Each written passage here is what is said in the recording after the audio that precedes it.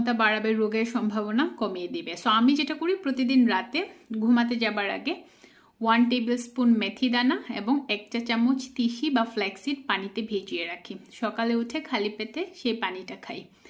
এটা প্রতিদিন খাই এবং সেই সাথে আমি কালো জিরা এবং সাদা তিলকে ড্রাই রোস্ট করে বা ভেজে একটা কাচের বোতলে রেখে দিয়েছি। প্রতিদিন সেটা সকালে 1 চামচ খাই, যদি মনে না থাকে দিনের অন্য সময় খাই। তারপরে আমি উইকে 3 থেকে 4 দিন 10টা কিশমিশ ভেজানো পানি খাই। এটার উপকারিতা অনেক, এখন বলতে গেলে ভিডিও অনেক লং হয়ে যাবে। এবং পানিটা খাওয়ার পর সকালে আমি কিশমিশগুলোকেও চিবিয়ে খেয়ে ফেলি।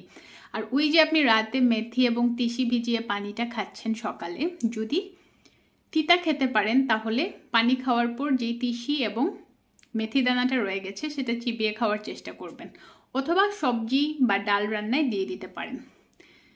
তারপর আমি যোগা করি, একটু মেডিটেশন করি। আপনাদের যেটা ভালো লাগে, prayers, yoga, meditation, exercise, religious activities, যা ভালো লাগে সেটা করবেন।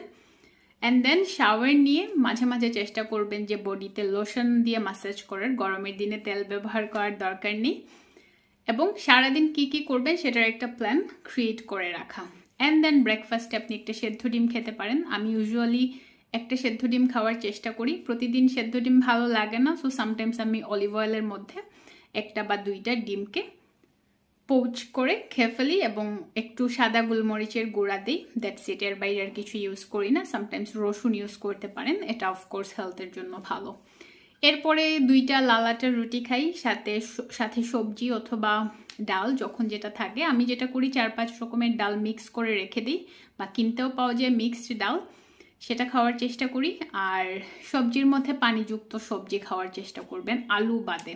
ফর এক্সাম্পল লাউ, পেঁপে, মিষ্টি কুমড়া, চিচিঙ্গা, ঢেঁড়স, এই ধরনের সবজি যেগুলোতে পানি বেশি, ক্যালোরি কম, পুষ্টি উপাদান বেশি। এটা আপনার হজমে সাহায্য করবে, কোষ্ঠকাঠিন্য দূর করবে।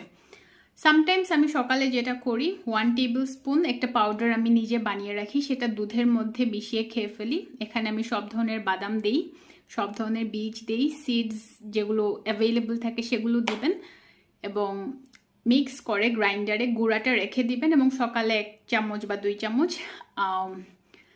পানির সাথে মিশিয়ে অথবা মিল্কের সাথে মিশিয়ে খেতে পারেন। এটা হরলিক্সের মতো লাগে। আমি অলরেডি এই পেজে শেয়ার করেছি কিভাবে সব ধরনের বাদাম, সব ধরনের বীজ, তিল, এগুলো মিক্স করে একটা পাউডার বানানো যায়।